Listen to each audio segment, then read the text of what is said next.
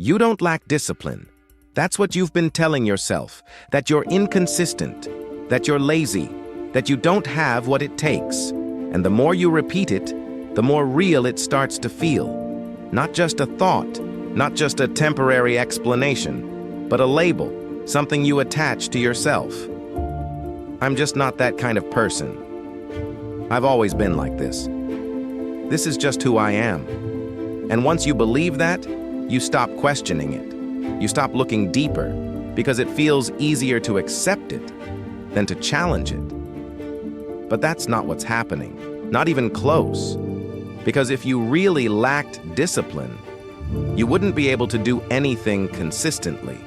You wouldn't have patterns. You wouldn't have routines. You wouldn't have behaviors that repeat themselves every single day.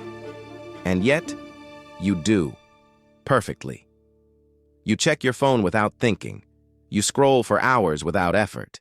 You open the same apps in the same order. You refresh, you switch, you consume, not occasionally, not randomly, but consistently. Almost like a system. No resistance, no hesitation, no struggle. You don't need motivation. You don't need reminders. You don't need discipline to do it. It just happens, automatically. And that's the part most people never question, because it feels normal. It feels like life. But if you really look at it closely, there's precision there, a kind of unconscious discipline, the ability to repeat the same behavior over and over without thinking twice, without effort, without stopping. And that changes everything, because it means something very simple. You're not undisciplined. You're just trained. Trained to choose what's easy, every time. Trained to avoid friction, to escape discomfort, to move toward what feels good, immediately. And the more you repeat that, the stronger it becomes, until it stops feeling like a choice and starts feeling like you, like your personality, your nature, your limitation. But it's not. It's a pattern you've been reinforcing without even realizing it. Because it didn't start in one moment. There was no decision, no clear point where things changed. It built itself, slowly, quietly, in the background, through small actions, small choices, small moments. That felt insignificant at the time. Moments where you reached for something easy, instead of staying with something hard. Moments where you escaped, instead of engaging. And none of those moments felt important. They felt normal, harmless, something you could always fix later. But later never came, because the pattern was already forming, and the more it repeated, the less visible it became. Until one day, you stopped seeing it completely, and started calling it something else. Lack of discipline. But that's not what it is. Not even close. What you're experiencing is the result of what you've practiced. It didn't happen in one moment. There wasn't a decision. No clear shift. It was gradual, subtle, built through hundreds, maybe thousands of small choices that felt insignificant at the time. Moments where you chose comfort over effort, ease over resistance, immediate reward over long-term meaning. And none of those moments felt like a problem. Because they weren't. Not individually. That's what makes this so difficult to see. Each moment is too small to question, too normal to analyze, too easy to justify. You tell yourself it doesn't matter, that you'll do it later, that you'll start tomorrow, that one more time won't change anything. And in that moment, it doesn't. But those moments don't exist in isolation. They accumulate, quietly, over time. And every time you choose what's easy, you reinforce something. You strengthen a pattern. You train your brain, not with words, but with repetition. Because your brain doesn't learn from what you say. It learns from what you do. And what you've been doing consistently is choosing what feels good now, not what matters later. And that's where everything begins to shift. Because once your brain gets used to that, Everything else starts to feel different, slower, heavier, harder, not because it actually is, but because it doesn't match the speed and intensity of what you've been feeding it.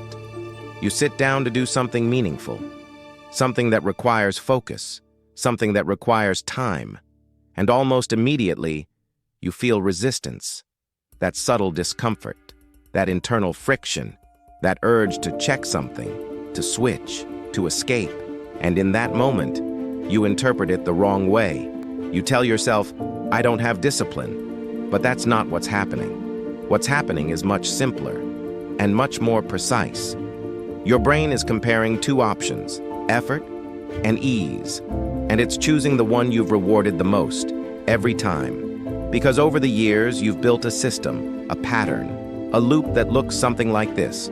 You feel discomfort, you escape it, you get relief, and that relief becomes the reward. It teaches your brain something very clear, something very powerful. Discomfort equals avoid, escape equals good. And the more you repeat that cycle, the stronger it becomes. Until one day, it stops feeling like a choice and starts feeling like who you are. You don't even question it anymore. You just follow it, automatically. And that's where the real problem is. Not in your discipline, but in your conditioning. Because what you're dealing with isn't laziness. It's not a lack of motivation. It's not that you don't care. It's that your brain has been trained to prioritize what's easy. And once that becomes your default, anything that requires effort starts to feel unnatural. Even if it's important, even if you want it, even if you know it matters, it doesn't feel right. And feelings are what drive your actions. That's why you can know exactly what you should do and still not do it. Not because you're incapable, but because your system is working against you. And the more you try to force it, the more resistance you feel. That's why most people get stuck in this loop. They try to fix it with more pressure, more discipline, more effort. They decide they'll be different. They make plans. They set goals. They start strong. And for a moment, it works. Because motivation is powerful, but it's temporary. And eventually, the resistance comes back, stronger than before. Because now you're not just doing something difficult. You're going against a pattern you've repeated hundreds of times. So you stop. Not dramatically, not all at once. Just slowly. You delay. You postpone. You tell yourself you'll come back to it, and then you don't. And the moment you switch back to something easier, you feel relief again. And that relief reinforces the pattern. Again, and again, and again. Until easy becomes your default state, and effort becomes something you avoid, even when you don't want to. And that's when the frustration starts to grow. Because part of you knows you're capable of more. You can feel it. In moments of clarity. In moments where everything slows down. Where distractions fade for just a second. And you see it clearly. What you could be doing. Who you could become. What your life could look like. If you just stayed focused. But those moments don't last. Because something pulls you away again. A thought. A notification. An impulse. And you follow it. Automatically. And over time, you start to lose trust in yourself. Not because you failed once, but because you keep repeating the same pattern. You start to believe that you can't change. That this is just how you are. That discipline is something other people have, but you don't. But that's not true. Because what you're experiencing isn't a lack of discipline. It's the result of where your attention has been going, every single day. And once you see that clearly, something changes. Not instantly, not dramatically, but subtly. You begin to notice the moment, that exact moment where the choice happens. The moment where you feel the urge to switch, to escape, to go towards something easier. And for the first time, you don't just follow it. You see it, clearly, And that creates something new, something you didn't have before.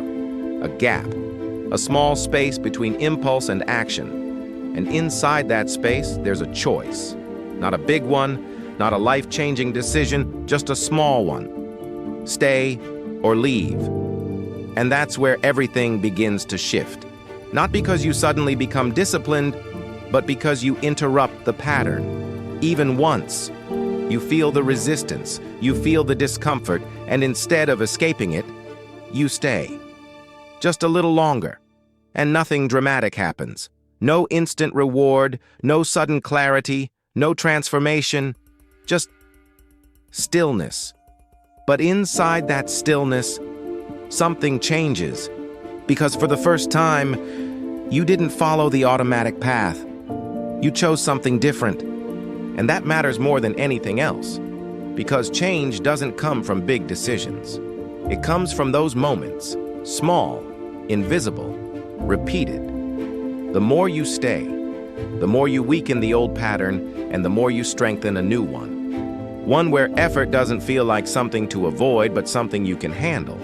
One where discomfort doesn't immediately trigger escape. One where your attention doesn't drift the second things get quiet. And over time, that changes everything. Not because your life suddenly becomes easier, but because you become more stable inside it, more present, more focused, more aligned with what you're actually doing. And that creates a different kind of energy. Not motivation, not hype, but clarity.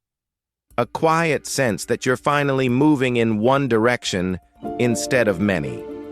And that's when it becomes real.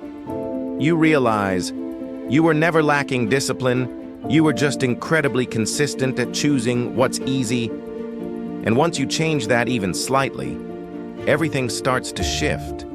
Because your life isn't built in big moments, it's built there, in the quiet moment where you feel resistance and decide what to do next. And the more you choose to stay, the more natural it becomes.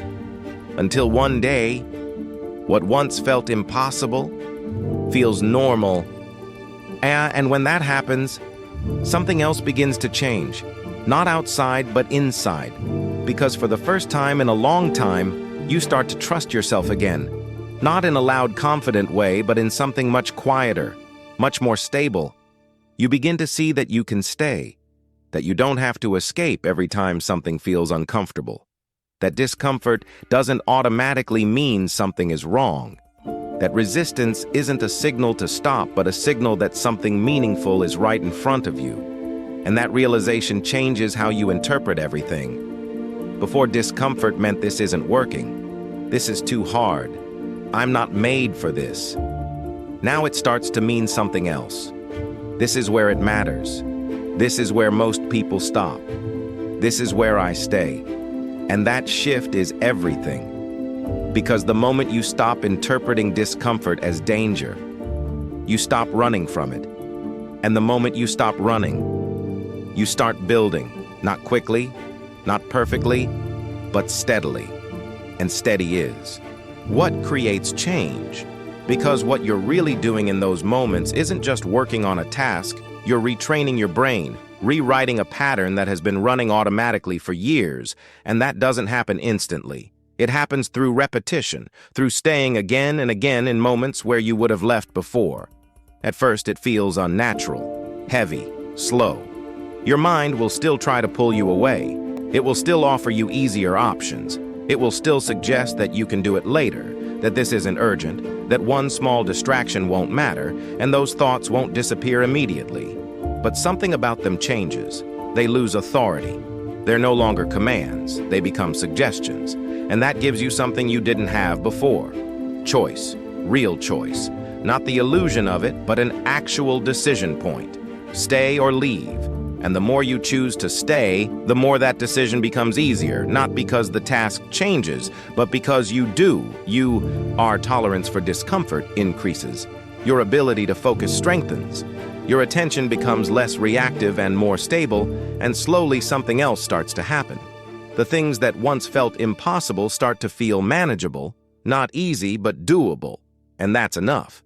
Because progress doesn't require things to feel easy. It requires things to feel possible.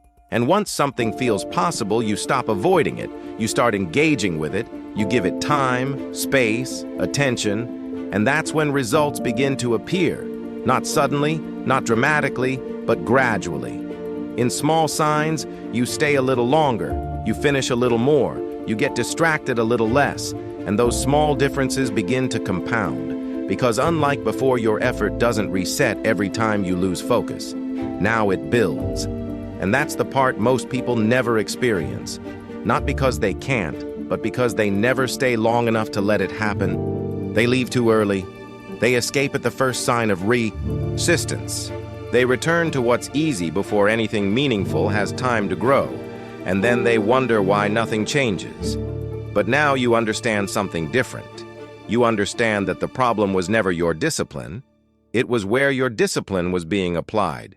You were consistent, focused, repetitive, just in the wrong direction, and now even a small shift in that direction changes everything, because consistency when applied to what actually matters becomes power, real power, not loud, not visible, but undeniable over time.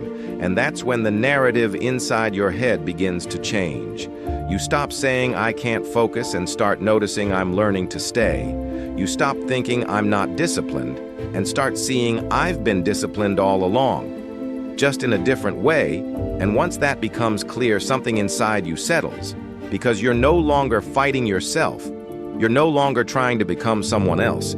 You're simply redirecting something you already have, our attention, your consistency, your ability to repeat.